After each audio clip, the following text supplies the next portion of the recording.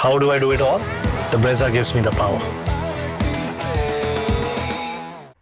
And so we are here again. The collective gaze of the cricketing world falls upon India because there's nothing like the IPL. Opening day of the 18th edition of the Indian Premier League. This is Maruti Suzuki Arena presents ESPN Cricket 4 Timeout. We promise to be with you to have all the conversations worth having around the tournament, around cricket in general, as you come to expect on our show. And as I kickstart things on the opening day today, it is my absolute pleasure to welcome for the first time.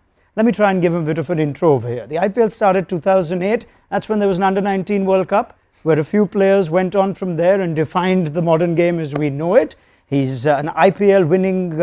He's been an IPL winning squad member with the Sunrisers. He's an orange cap holder. He's a World Test Championship winning captain.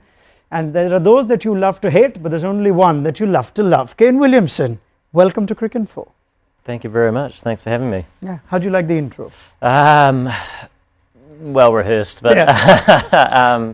No, look, great to be here, and obviously fantastic to still be a part of the IPL, just in a different capacity. So let's get this right. This is the first time that Kane Williamson is doing some media work, punditry work, in what's already been a distinguished career.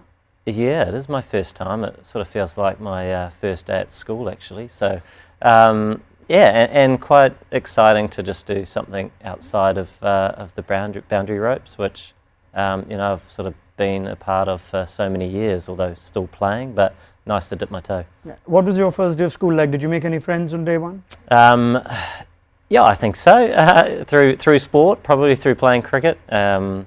So looking to make a few friends today, hopefully. I would hope that I can live up to it. Let's talk about actually making some friends, because the start of the IPL is one thing. The start of the IPL in a new cycle, when the dressing rooms are reset, big auction has taken place, Kane, and you've been in such situations in franchises where you arrive and suddenly it's taking you a few days to get everyone's names, different nationalities, different cultures.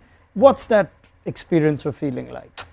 Yeah, I mean, it varies, I think, from player to player. Obviously, each team generally is trying to keep, a core part of their squad, a core part of their identity as a team, and just make some subtle changes with the additions that they can sort of acquire in the big auction. And then there are other teams that are resetting and looking to try and build that from a new auction or a big auction. So it's a little bit different, whether it's starting fresh and trying to create something, or you're actually looking to come into an existing, environment and sort of understand how it operates from the start. When you entered a new dressing room, what were the sort of memories that come to mind now in terms of young Indian players coming up to you? Maybe a hello Kane sir, I'm so and so. Did they call you Kane sir?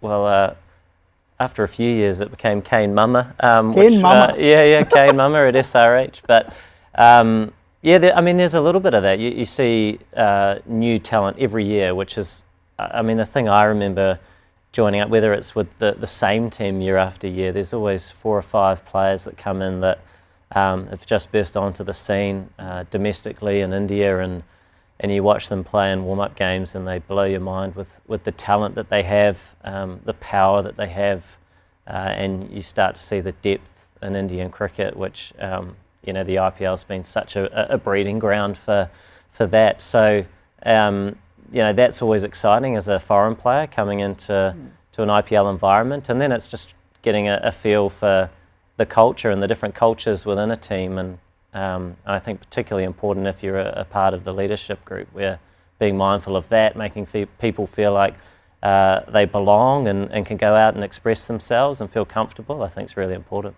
What was your way of making people feel comfortable? Within our SRH perhaps, the relationship between coach and captain is really important to get real clarity on your roles, and making sure that all those bases are covered. So getting to know your teammates, getting to understand how they tick, and also making sure that they're nice and clear on the roles that they have. So when it comes to game time, if they're fortunate enough to play, it's not necessarily about being special and trying to do too much. It's just about trying to do your job as well as you can for the team. And I think when the focus is is small like that, you can go out, you can enjoy yourself, you know that you're just looking to make a contribution to the team. And I think that's key, and we've seen that in a lot of the successful sides over the years. Tom Moody, who's been with us for a long time on this platform, even during the IPL, speaks very highly of you in the way you went around making young Indian players feel comfortable. Walking out of a net, you'd like to talk to them about their cricket. Is that something that just naturally came to you? Was it designed to almost make them feel comfortable? Because he's used the term, I think, the Indian players, Kane had them eating out of their hands because there was this trust and establishment that, oh, Kane Williamson is talking to me about my game. I mean, quite honestly, it was more out of admiration for the talent, and I would see that, and I mean, I personally am always eager to learn and improve, and whether perhaps you're a young player or an older player, I think there's always that opportunity, and naturally, as if you're in a leadership position, you want to make sure you're connecting with all of your players, because you want people to go out and put the team first, and I think if you're able to create a space like that, then it gives yourself the best chances of success, but also you can have a bit of fun along the way. But equally, I think we're all trying to learn off each other, and these sorts of environments are amazing places to do it, where you've got players from all around the world, and then you've got the biggest cricketing economy in the world here in India, with so much talent, and playing in India as well, where there's always so much to learn when the conditions are slightly different to what you're used to in your hometown. What happens when you talk to a player who's not necessarily as fluent in English, or an Indian domestic player who wants to talk to you, or you want to communicate to? I mean, Natarajan is a story we hear about many times, where you want to try and speak to him, but there is the language barrier, the culture barrier. How do you work on that? Yeah, I mean, in leadership positions, particularly captaining, where that can be a real challenge, and so you try and pre-plan for some of those situations, particularly if you're out in the middle and you need to relay a message, or you're wanting to make sure that bowlers are feeling comfortable at the top of their mark with the plan, and they're nice and clear on what it looks like. And so, I recall in the past leaning on people like Bhuvi, who was very good in that space as a leader in the team, and I think that's really important in environments. It's not just a captain. There's so many key pieces in a leadership group that help it function. How much Hindi have you picked up over Hindi? these years? Oh gosh. Small snippets. I mean, every year at an IPL, certainly before the tournament starts, you're always doing different things that help with that. But often the fast-paced nature of the IPL, things are moving so quickly. You are sort of leaning on your comrades for some of the local tongue. Can you sense some leaning towards making you do a little bit of Hindi? I know, as long as you don't make me dance, yeah, but you might have to help me out a little bit. Your colleague at Sunrisers, David Warner, never had a problem with the dance? Yeah, I know. I'd always say, you go first and I'll follow you, mate, and he'd often jump at that. No, that's absolutely fine. No problems with that. Let's also just talk about where the IPL is unique or different. A lot of young Indian players talk about what an experience it is sharing a dressing room with a Kane Williamson or a David Warner or some of the big overseas stars. What about the other way around? Well, what does the IPL mean for you? A player who's established, has it? What are your biggest takeaways of having featured in it for so long? I mean, I think for starters, it's one of the premier competitions of the world, not just in the franchise space, but across the board. The standard is so high, and it's just got better and better. And to be a part of that, high stakes, high emotion, and looking to function as well as you can within it, whether that's just as a player or in a leadership space, has always been a fantastic challenge. And there's not a cricketer around the world that doesn't want to be a part of it. So there's always a lot to look forward to, and I know going into new environments is always refreshing as well. I think you love the international space, and you spend so much time and energy in it, which you feel fortunate to do. But it is really nice to then sort of dip into other environments and learn and experience some of those other competitions, and the IPL's at the top of that tree. Can I call you a veteran now of the game? Do you feel okay with that word? I suppose so. Seasoned, professional. I want to know if you've noticed a change culturally or just in terms of attitude, mindset for young Indian players, say 6 or 7 years ago versus now. Yeah, absolutely. I think the T20 format in general has probably had a lot to do with that.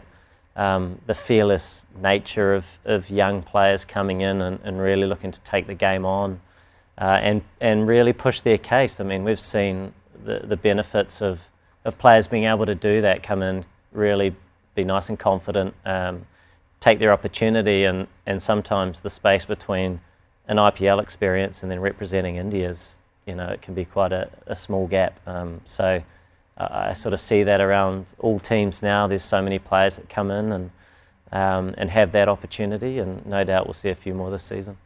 Let's talk about friendships as well, which I think is a big part of what the IPL's done over 18 years now. It's bridged hostilities at times. Yeah. In the early years, we had Australians and Indians who didn't like each other very much. They like each other more, you'd think. Now, everyone always likes the Kiwis, but do you have friendships that have been forged through the IPL that still hold true even after? Definitely. I mean, often you get asked about, some of your sort of big sledging moments in international cricket, and I know when I first started that kind of existed, but it doesn't tend to happen too much anymore, because often you're playing against people in the international space that you've played with in some of the franchise competitions. So definitely a lot of friendships made from opposition teams, and a number of Indian players over the years, whether that's players that represent India or in the franchise SRH and GT that I was fortunate to be a part of. So in fact, I think there's a few in the studio actually. So go I'm on looking forward to catching up. My mate Shikha, who I think we're spending some time with over the next few hours. So yeah, a lot of good mates. Which, if I think about what you're fortunate to do in the space, which is play the sport you love, but over sort of 16, 17 years, I think the people that you meet is one of the biggest takeaways and the experiences that you have. So competitions like the IPL, I think really were catalysts for that. Otherwise, you're very much isolated to your own communities, and that's sort of as far as that goes. So do you ever remember anyone that you went into a dressing room with having a certain impression about because of how you played international cricket with them? And then when you actually spent some time and you went, this guy's not like that at all. Yeah. Any examples that come to mind? Oh, yeah, definitely. Well, I suppose Davey Warner's probably a pretty good example. We spent pretty much 7 years together at SRH and got to know each other pretty well. And obviously New Zealand-Australia rivalry, but get on well, and one of those I guess people that we mentioned, those friendships that you make along the way, and a few other players as well. And I think it's that contrast, isn't it, when you play in the international space and there's all that hype around different rivalries, and for us there's the Australia-New Zealand thing. They're your sort of brothers from across the ditch, and so it is always fascinating. There's always so many similarities between everybody, really, that once you sort of strip it back, there's common ground, and it's the sport that you love, and aspirations to get better, and so you try and tap into that. And I think that's one of the biggest things, is the openness that I think everybody really has when you get to know each other, and the IPL's been big for that. I'm not sure if that was even a fair question to ask you, because you're one of the people who gets along with everybody. Is it fair to say? Oh, that's the impression I have, and we all have a few. That Kane Williamson can't even have a hater in a very hate-filled time. He only gets all the love and adulation across. Was that a myth? I don't know about that. Probably, I'm not sure. Let's talk captaincy. It's an interesting year this year with lots of new captains. Teams have moved on from seasoned pros who've been captaining for a long time. We're going to see Rajat Patidar in action today. Ajinkya Rahane is captaining a new franchise. Akshar Patel will be captaining for the first time. Give me your thoughts on the most important things for an IPL captain to keep in mind ahead of a new season, a first-time captain. Yeah, look, it's a high stakes, high emotion competition, and everybody sets out at the start of it with the same ambition, which is to win it, and every team's strong. So there are a number of challenges straight off the bat, but I think getting really clear on your tasks, on your roles as a captain. I mean, you're selected for a good reason, and within that, not just you and your role, but how that complements the coach and where you need to put your energy. So you can be nice and clear on that. Sometimes in the captaincy space, you can kind of be a part of everything, and I think that's where you can drain a bit of energy, and it can be a little bit more difficult because you're not only captain, you very much have a role to play with the bat or the ball, and then I think just a little bit of preparation. T20 moves so quickly, and it is one of the more enjoyable formats to captain because of that. You can sort of make decisions on the fly, and it can change the course of the match. But I also think having a little bit of homework done prior, so you're going into a match nice and clear on the style of cricket that you want to play, that over 2 months gives you the best chance of success. It can help you sort of settle into the space because it does move quickly, and I think if you're trying to solve the world's problems every day, sometimes you miss some of the sort of key pillars that you want to fall back on as a team, and I think every team's quite different in that respect. So that was always really important for me, so you can be nice and clear going into each match, how you want to target it, have the courage to make plays that can change the course of the match. It can be quite fun when that's the case, and then really focus on your job as well, your core skills. I think Harbhajan Singh told us recently that captaining an IPL franchise is more challenging or harder than captaining the national side. I wonder if you agree or disagree with that. Yeah, quite different. I think the nature of franchise sport as well, it's you might be captain one year and not the next, and that has its challenges because I'm a believer, and certainly with my experience in the international game, is that you want to keep a large vision with your approach, so you can really care and look after your people and allow them to grow, and I would say a lot of captaincy in the international arena is probably off the field, and then I think in the IPL or T20 format or franchise space, there's a big emphasis on your role on the field. So, and that, like I say, that or how you complement each other, captain, coach, I think is really important because it moves so quickly. So you want to make sure that you're really focused on the areas that are important to your role and your team. But yeah, they are quite different. I think you look at the most successful teams over a long period of time, and I think there are probably more similarities to that international captaincy leadership approach, where there's a bigger vision, there's strong retention of players within those squads, and you see some of those subtle changes every year that keep the team sort of moving in an upward trajectory. So every team's different, every team has different challenges, but I do think when you can have a large vision and stay the path, because every day's going to have its different challenges. You don't know, there's no promises and results, but as long as you know that your performance is heading in an upwards trajectory, then it gives you the best chance. I'm just trying to imagine what it's like to be a youngish Indian captain who has to, among other things, like you say, do a lot of things, but I guess one of his key tasks is also picking a team and having to tell maybe a seasoned international or an overseas player that they're not in the 11 or they're not in the 11, or having to pick them and then drop them. Yeah, I mean, whether that's necessarily the captain's job specifically, I mean, that'll vary from environment and franchise to franchise. And there's obviously a lot of moving pieces in selecting a team, especially in the franchise space. So there's a number of coaches that are involved, owners, leaders. Owners are involved in picking players and dropping players? I don't know. In some instances, perhaps, but there's a large leadership group, I should say, certainly in the franchise space that have influence over who plays, and so I think it's getting nice and clear on that vision as a whole is really important. So if you are, then the selection of the team becomes a little bit simpler, and if you're not, then often it becomes a little bit more reactive, which has its challenges too. Yeah, just threw you. All right, that was Kane Williamson, and it was great fun talking to Kane, who's going to be stepping into our studio every now and then, taking a break from what he does so brilliantly on the field. But as we build up to the opening game, RCB KKR now I switched the panel. I reset the squad like the franchises have. And we have 2 retentions I can announce on timeout. Varun Aaron and Piyush Chawla are back. Gentlemen, what a pleasure. Thank you so much.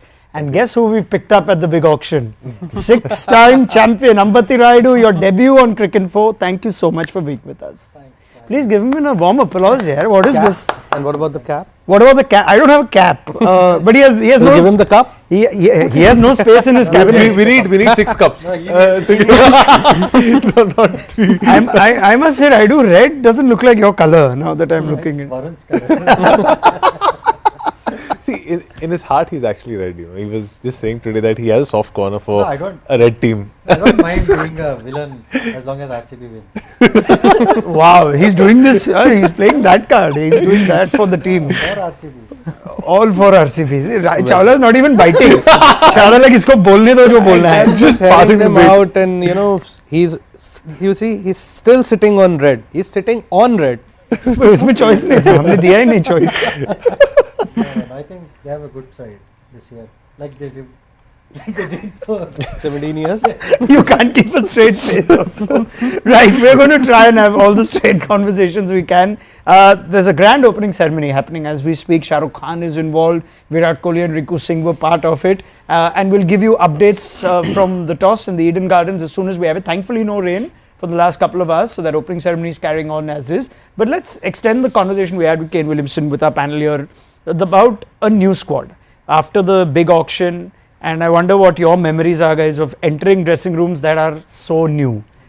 Guys you've never met at times, or just what your memories are of entering completely different squad, which tends to happen every 3 years. Varun? Yeah, first of all, you always have a little a comfort factor because it's the Indian Premier League and you've played with a lot of boys in the domestic circuit. There might be a few boys from your teams, from your domestic teams who are playing, and then if you're playing for India, then you would have played against a few players. But that's saying that it's never easy on the start because you're going into a franchise not knowing what style of cricket they want to play, how the guys are going to gel together. So everybody's at their best behavior, trying to get to know each other. And then once the cricket starts, then it's each man for his own, and then you really start coming together, cricketing wise. Before I get you to say something, Piyush, Ambati, I'm sending you home. I need you to actually just step out for a moment. His mic has an issue. So I'm going to ask Ambati to just join us in a minute. Ambati? Okay. Yeah. So we didn't get any of that opening bit. See, Oh my I God. think our audio that guy, would have gone through my mic. our audio guy is an RCB fan. He's He cut has his audio off. blocked out Ambati Rayudu's audio. We'll get him back in just a second now. Teething problems on the opening day. We'll figure it out in a second. But Piyush, new dressing rooms. I mean, kabhi-kabhi to ऐसे भी लगता है you take a few days just to know everyone's names. Well, ऐसा होता है कई बार, like when you enter a new dressing room, and as Varun mentioned, you have played against a lot of these guys in domestic cricket. I'm talking about the Indian boys who only plays domestic cricket. लेकिन थोड़ा मुश्किल होता है to understand the culture also of the team, because there are some teams who play in a different way, there are few teams who play in a different way. So I think it takes a little bit of time, and when you come from other team, like suppose if you're playing for some other team and you're joining a new team for the first time, so you're just stepping out of your comfort zone, and then you have to adapt to those new situations. Yeah, I mean, that's something that Phil Salt today will feel. RCB and made such a big impact for KKR yesterday, which also makes me wonder on whether it's awkward having to play your first game at that previous franchise. I mean, we were doing an MICSK rivalry chat, and it does feel a little different for a player, doesn't it? It does, because you have played for some team for over the years, and then all of a sudden you're playing against them, and that to a first game of the tournament you're playing against them, and you want to set that tone, and being an opener, you're going out there, you want to do something special for your team. So, but again, once you enter the field, at the end of the day you're just playing cricket over there. It's just the color of the jersey changes, and you just want to go and enjoy your cricket. Yeah, I'm just trying to I feel there's a little more fire when you're playing against your previous team. One is because, for example, you hate to lose against a friend, right? When you're playing versus a friend, even if it's a video game, you don't want to lose. So imagine a cricket match in the IPL. So I feel there's always a little more fire when you're playing against your old team. You don't want your mate to be one up on you, especially Naren and Varun Chakravarti. He's kept a lot too. So he's going to know them really well, and it's going to be an exciting battle today, actually. Yeah, that's a good point, and we'll find out more on how that will play out. But for now, I'm going to hit the impact sub action again. So let's get Rayudu back on. With his mic on, Yeah. Let's make sure. talking about the red couch. Yeah, he just doesn't want to sit on it. He's like, what is this color? And there's also a little bit of orange here. So Oh, it's fine. He's from Hyderabad. Yeah, so yeah. He from actually Hyderabad. wants to sit on top of red all the time. Yeah, you can put your feet up if you want, right? Everything goes here. Yeah, but we're just trying to think of the feelings for players when you enter a new dressing room, whether you have memories of, oh, this is a new team, new setup, and what those memories are like. I think I've heard both the boys talking about what their impressions are, but one thing they have missed out is all the players are trying to impress the coaches there. That happens, doesn't it? It would be really And that's nice. like from day one. Yeah, but on a serious note, it is always little different going into a different culture of a dressing room, and your seat for so many years changes. Then you go there, you have to put your kit back, then your clothes are different, your colors are different. So once you see in the mirror, you look different because you're wearing a different color. So it's all pretty different, but pretty new. Yeah. And always a good energy to. Do you carry information in one dressing room to another that actually becomes helpful in an IPL? Would a Phil Salt actually come to RCB and say, this is what I discussed with Narayan and Chakravarti and all, and now we have to prepare against him? Does that happen? Yeah, it does. I mean, especially in situations where, in critical situations, you can give that little input, especially during the game, which might help the team. But, I've played for CSK, who don't actually plan much. Yeah. That's what makes them really unpredictable, because you don't know which CSK you're going to get. Everything is unpredictable, and people are also doing their own plans. But the inside news is ever since he went to CSK, he sold out all the MI secrets. So only CSK won after that. Oh, that's MI what. Yeah, there's no MI title after Exactly. CSK, right? MI has won. Which one? 20? 20 would have been the last 2020, one. Yeah. Yeah, but after, and you went to CSK in what year? 18. 18 now. Okay, so it almost I know held. they won in yeah. 19 as well.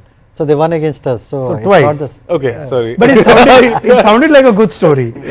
Yeah. What's not happened is though that RCB, and in all seriousness, every year the conversation is about this team is perennially underachieved. They need to win. The squad is reset.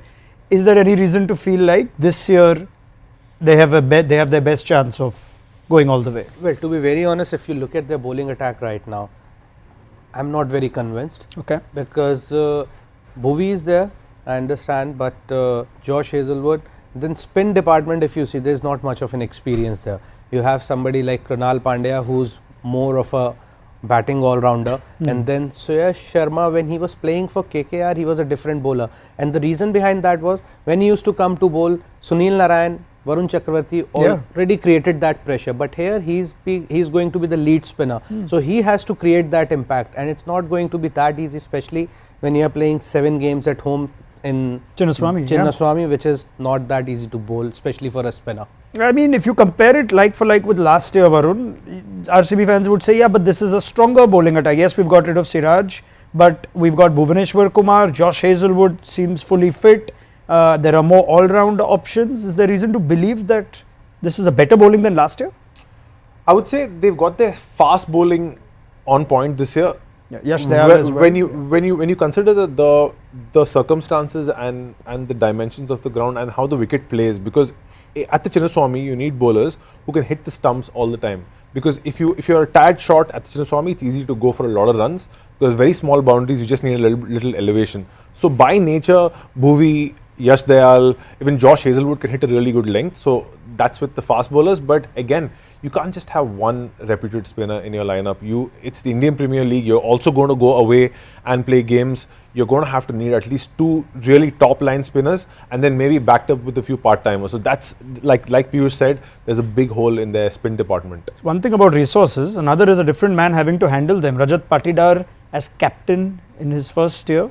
No, I think that's the dilemma every franchisee these days has to go through, because they have to balance out branding as well as cricket. So that's that's a very, very difficult thing to balance. And I wonder if RCB by going to Patidar though, whether they've actually perhaps told us that now we're going different direction. We're not worried about our captain being a major Indian player or major international captain. And we don't know much about Patidar. I wonder if you all can tell me any more about it. He always struck me as fairly introverted, reserved. This is a franchise that is exactly the opposite. It's huge brand, they know how to put on a show. I think they also might have been impressed by the way he has captained his domestic side. Yeah, MP. He has taken them to the finals of Mustaq Ali, and he's also been batting really well. So his batting has not been affected because of captaincy. And also last year we have seen that he was coming out with a different intent, where everything he was putting was on the line for the team. So I feel he's the right guy as long as he's been given the freedom to lead. Yeah. And he has to make his own decisions, and that What's will be the key. What's his biggest challenge? Well, the challenge would be there are a lot of senior players, how he's going to handle them on the field, because it's not going to be that easy. As you mentioned, he's a bit introvert. I've played with him, I've played against him in central zone. So he's somebody who doesn't speak much, and he's a very soft spoken guy. So how he's going to handle those pressure situations, because sometimes as a captain you need to take those harsh decisions. So how he's going to react to that. So it's a big responsibility on his shoulders, and as a batter he has done wonders last year, but added responsibility of captaincy, how he's going to cope up with that really important, especially in the first few games for RCB. He's going to have to move Kohli around in the field, have that unique sort of position to Absolutely, Raunak. Look, captaining a team which has MS in it, for example, or has Virat in it, is never really easy, because they obviously, by their own nature, they are going to bring their experience to the fore. They are going to give their inputs. Now it's really tricky to manage that and put in your own mind into the game. That's always something he's going to have to navigate. But he's going to have to bring his own voice to the team, try to hold his own, because that's the only way he's going to earn respect from the players and from the fans. Because at the end of the day, if RCB wins or lose, it's going to read Rajat Patidar was the captain, nobody else. Yeah, I mean, they did this unboxing event the other day and it was packed, the Chinnaswamy, huge reception. I'm told he's very well loved by the following there. They have Rapa as his nickname, and there is a sort of affection towards Patidar, whose story of course is a great story. So we wait to see how he goes. Conversely, on the other side today, Ajinkya Rahane as captain for KKR. Not many of us saw this coming, but Rahane, who you spent some time with as well, and give me your reaction to whether he fits in as the right candidate and what his challenges will be, when we didn't even know if Rahane is a sure shot playing 11 player. I think that's a great choice by KKR, and he's going to lead them brilliantly. And the Rahane that I have known at CSK is very, very different to the Rahane that I have known with the Indian side, because the way he was as a person, as a cricketer, was totally different. He has totally opened up, even as a human being, and even as a batsman. We have seen those shots that Rahane has never played in the IPL before. So I think he's going to bring that to KKR, and also bring his calmness, which they really need. And with Bravo there, who knows Rahane really well, played together, I think that will be a great combination. Even Chandrakant Pandit of course has worked with him. So I think he's an ideal candidate, and he's going to lead them brilliantly. What changed, Rayudu, if you can put a finger to it, when he was at CSK in those years? I think he was just limiting himself, because he was thinking, in terms of maybe runs or the number of runs. It's always been in his head, a 50 or 100. But with CSK, he just opened up. He just wanted to enjoy his cricket. He just wanted to go out there and hit the ball. And we have seen him play some extraordinary shots, especially those pickups over square leg of good length, which Varun was talking about. He played a wonderful innings with the Wankhede, which is just unbelievable. The question is he still that batter though? That was still 3 years ago. Well, if you look at the conditions at Eden Garden, that will really suit his batting style, because the way he scored his runs, if he can score those runs at Chepauk, then he can definitely score those runs in KKR, because it's a good wicket, small outfield, lightning quick outfield, and he's a touch player. He's somebody who doesn't try to hit hard, he just want to time the ball. So I think it's a great move by KKR, because you want somebody experienced, and if you look at that lineup of KKR, there are a lot of Indians who they have trusted, like Rinku Singh, and for example Ramandeep is there, but they all are not captain material. They can just revolve around and they can help Ajinkya Rahane, but captaincy material, the guy who has already captained in IPL, captained India. So I think that's a brilliant move. We just saw his numbers on screen, where the form dipped a little bit last year, and what we also saw of KKR last year, Varun, was an exciting young man in Angrish Raghuvanshi at 3, and then we thought Salt Narayana is there to stay. Salt went away, so Deepak Narayana there to stay. But now what about Rahane, who ideally needs to bat opening or number 3, you still think that his position in the team is not an issue? I mean, he's the captain, so it can't be an issue. He's going to have to bat number 3. I don't see anybody removing Sunil Narayan from the top because of what he did last year. Again, people are talking about his numbers after last IPL. I don't think it really matters because coming into last IPL, his numbers weren't great. Do you see a situation where there might be enough games where his batting position can be flexible or redundant? If they have you're talking Rane. about Ajinkya? Yeah, if they start well and then you want to try and get Venki Iyer, Rinku Singh, Russell. It just depends on the start, like you said, because he's going to be that person who brings stability to that batting order. So you're going to need somebody like Ajinkya Rahane there. If he brings his form, which he had in the Syed Mushtaq Ali, to this tournament, it's going to be really good news for KKR. Okay. RCB have won the first toss of IPL 2025. It has gone Rajat Patidar's way on his debut as captain for the Royal Challengers, and they will bowl first. So let's get a reaction now. The Eden Gardens, is that an advantage? RCB winning the toss, bowling? Yeah, absolute advantage because ball generally stops there and initially it's not that easy to bat. Those 5 or 6 overs till the seam goes a little softer, then it skids on. But the second inning ball really comes onto the bat, so as Piyush would validate. Yeah, and last few days it's been raining heavily in Calcutta, so you really want to see how the wicket behaves when the game starts. So it's always better to win the toss and bowl first, so that you get the idea of the wicket and you can restrict the team, because if there's something happening from the wicket and you get early breakthroughs, then you can really restrict the team. And this team, especially KKR, they'll be heavily dependent once again on Sunil Narayan to give them that flying start, but it's not going to be that easy in those conditions where the ball is stopping a bit and doing some deviation of the wicket as well. I'm wondering if it also is not a bad thing for Rajat Patidar to just ease in to the occasion as captain. For sure. I mean, as a captain, you want to get started with your bowlers, get into the mood of things, especially a debut captain. But I think this is the best shot for RCB to win this game. Bowl first, because Bhuvi can really exploit the conditions. You've got Yash Dayal as well, who can swing the ball both ways, and especially we know people talk a lot about Phil Salt and Sunil Narayan, but if you move the ball to Sunil Narayan, he is very suspect. So if they can just stick to their guns, stick to their plans, make sure they move their ball, they're going to nick him off or get him bowled soon. I mean, we were thinking at some point somebody's going to do that last year, and it just didn't happen. Like, Narayan had the most freak, incredible season. Is it fair to expect him to even have a similar sort of season, or do you sense teams are going to come properly prepared for Narayan this time? I think they'll be prepared, but one good thing that he has done last year was he has taken a little bit of time.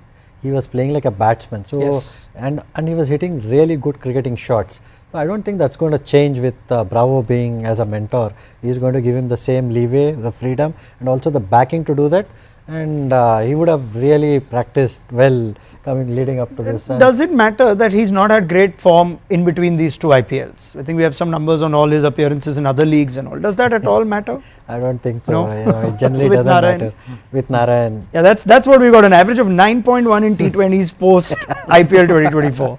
It doesn't matter. Well, it doesn't matter at all, and he's a kind of guy who doesn't think much, because he just comes, he plays his cricket and he enjoys his cricket, and especially his batting, because I've seen him, I've played with him, so I've seen what his work ethics are. He'll come, he'll just hit few shots, and he doesn't do all those drives and stuff. He'll just go and do the power hitting.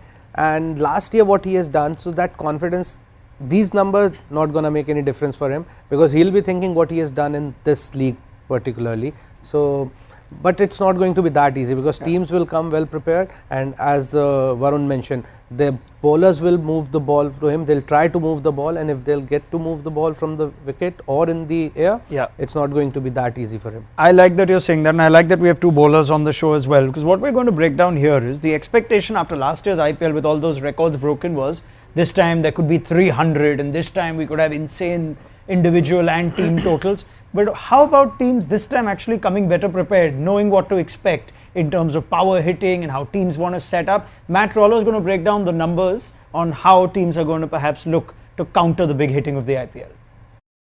The IPL went run crazy in 2024, breaking all records to become the highest scoring season in the league's history.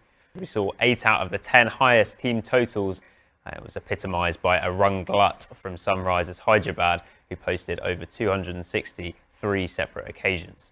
It felt to me anyway like one of the key things last year was that teams really woke up to the power of the impact player rule in its second year after its introduction in 2023. I think teams really understood that it allowed them to go incredibly hard. They all effectively fielded an extra batter, and we saw a couple of players, notably Abhishek Sharma and Jake Fraser-McGurk, scoring at over 200 strike rate across the course of a season, which is pretty much unheard of across an IPL campaign. A major part in that was the surge in six hitting.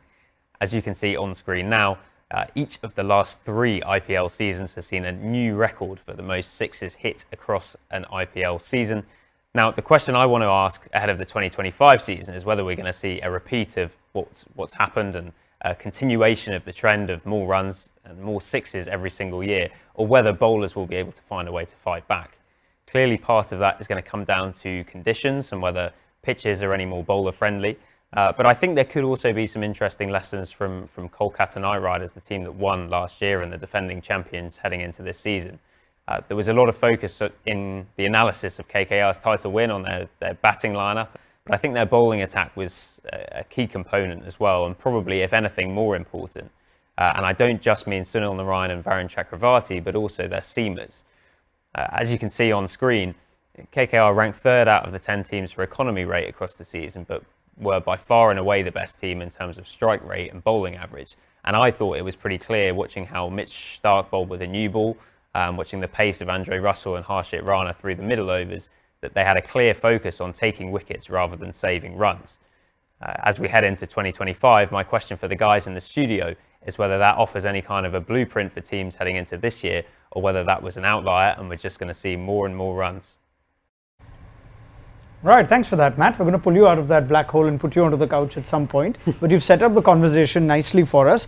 Are we going to see that number escalate like it has in the last 3 years? More sixes, more average high scores? Or is this the year that teams come better prepared with bowling plans? And if so, what could those plans look like? Let's ask the bowlers. Well, I think teams will come better prepared, and because last year, if you see, so many runs were scored because of the, first of all, impact player. That freedom was there because of the batting depth.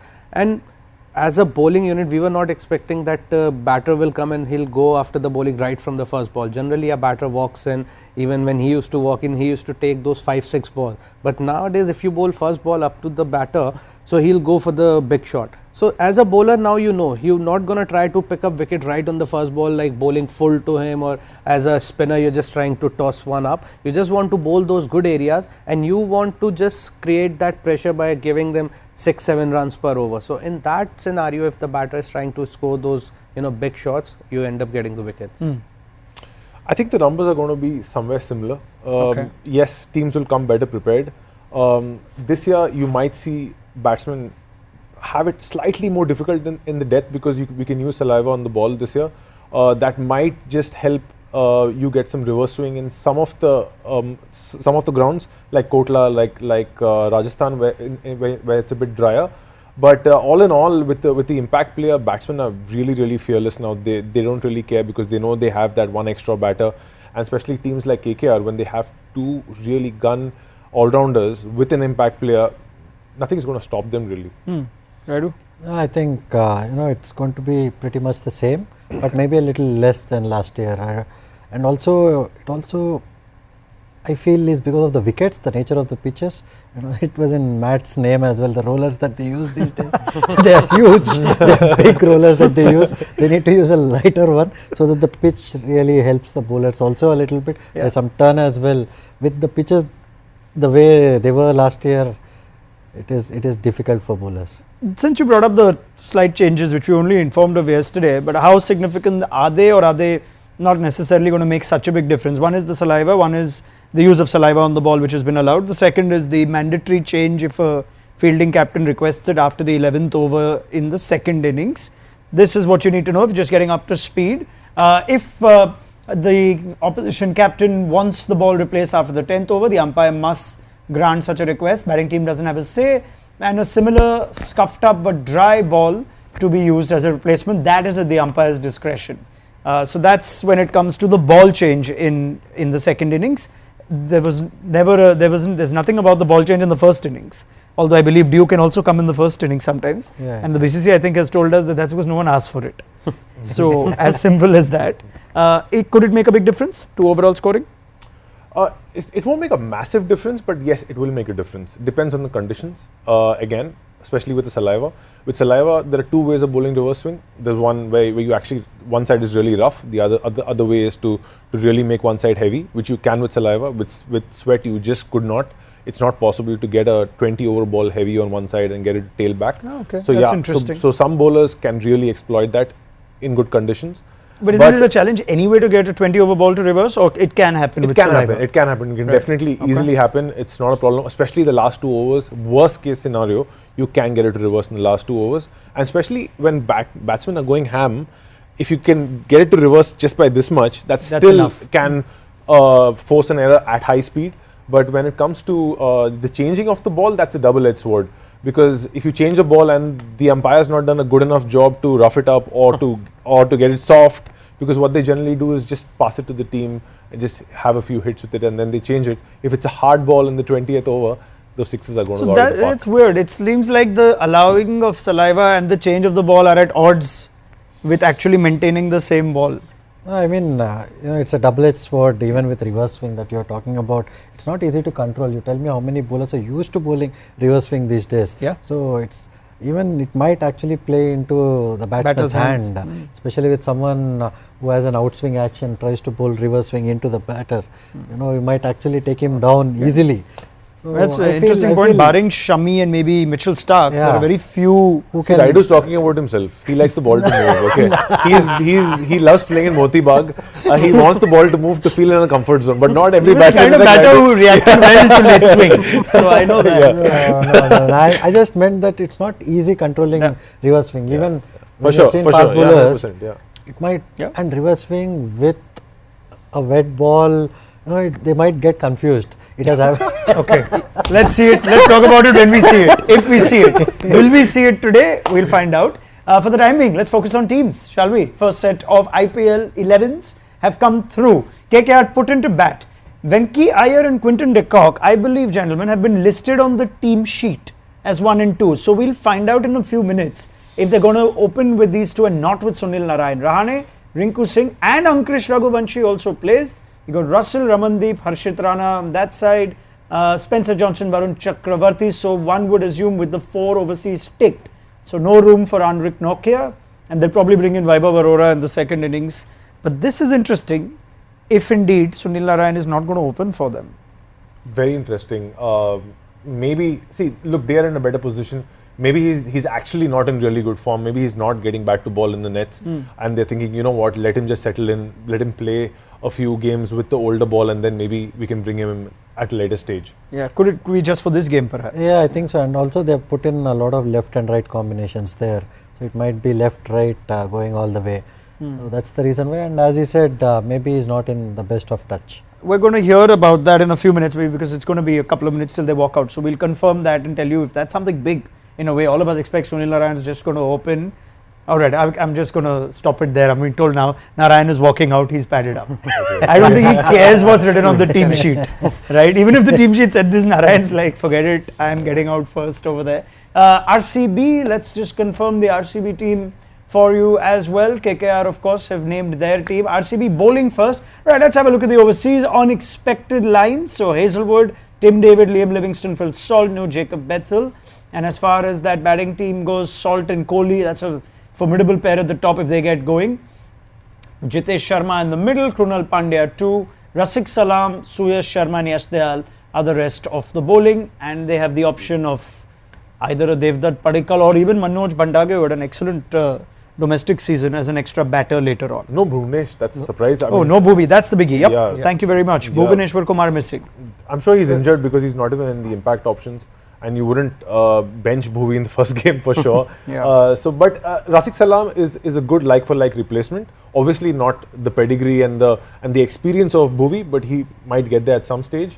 good bowler who can swing the ball both ways. So he might Bhuvi's just big miss, isn't that? Bhuvi's huge miss on the opening day. And I think they went all out for him in the auction and they 10 spent plus big crore. bucks. So I think Varun is right. He might not be fully fit and they don't want to take that risk. And maybe 1 or 2 games, then he'll be back in the squad. And Rashid Salam, who had a brilliant season last year when he was playing for Delhi, so he's somebody who will be riding high on confidence.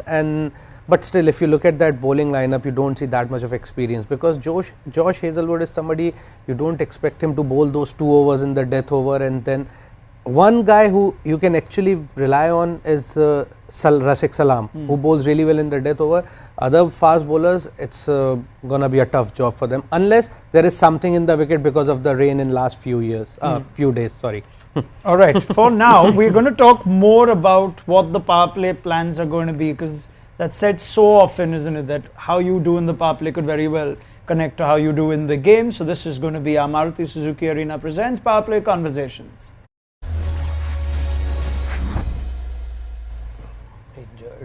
Let's set it up. We know that Quinton de Kock and Sunil Narayan are walking out for KKR and RCB are without Bhuvaneshwar Kumar. Let's talk tactics. First, power play. I think they're going to just try and swing the ball up front, but without Bhuvi they're going to struggle because they're not the same bowling unit without Bhuvaneshwar Kumar there. So I think de Kock and Narayan have the edge in this power play. Hazelwood, I'm assuming one end, but without Bhuvi, Yash Dayal with the new ball at the other. I think they're going to go Yash Dayal and Rashid Salam because the first, with the way cricket is played, T20 cricket is played nowadays, the first 2 overs are actually the easy overs to bowl. Bowling back end of the power play is really difficult when the batsmen are set. So they'll give somebody as experienced as Hazelwood those overs. Interesting. Maybe. So you wouldn't throw the ball to Hazelwood first up? I would, but I don't think they will. I think that's the RCB way. No. I mean, no. I would. Hazelwood right now I can tell you has just bowled the first ball. Okay. You don't have to so they've gone that way. But I like the thought. Sometimes you get an off spinner out of the way if you have 2 left-handers. Off spinner you get because as he mentioned, first 2 overs are easy. Not first 2, I would say now first over is the easiest because batters are taking their time. But still, you want somebody to bowl like, somebody with experience to get wicket up front because if you can swing the ball and with these 2 batters, we know Quinton de Kock gonna take his time. Sunil Narayan, he wants to hit the first ball itself. So if you can swing the ball, there's always a chance of nicking him. Okay, de Kock has hit the second ball for 4, so RCB are underway. Let me just get a quick comment on who we're seeing batting at 3. Rahane and Raghuvanshi both playing, so that's 3 and 4. I'll see Rahane batting at number 3. Okay, let's get a score. What do we sense we're going to get? We don't know much about the pitch so far, but your best guess, Rayudu? What's a good score? In the power play or? No, the first innings. I think first innings KKR are going to score 220. Sorry? 220. 220, it's big score, I think. I would say Varun? 170. 170. 190. All right, I can tell you that a catch has gone down of Quinton de Kock, so it seems like everything is happening for RCB. Virat Kohli has already been given an award at the opening ceremony for the 18th year. So there we go, it's going to be a year of silverware, right? Would you like to call it now? Yeah, hopefully for RCB, but unlikely. On that note, Ambati, thank you so much. Varun Aaron, Piyush Chawla. Pick up the conversation with these fine men after the first innings of IPL 2025 is complete. Join us for mid-innings analysis on Maruti Suzuki Arena presents ESPN Cricket for Timeout.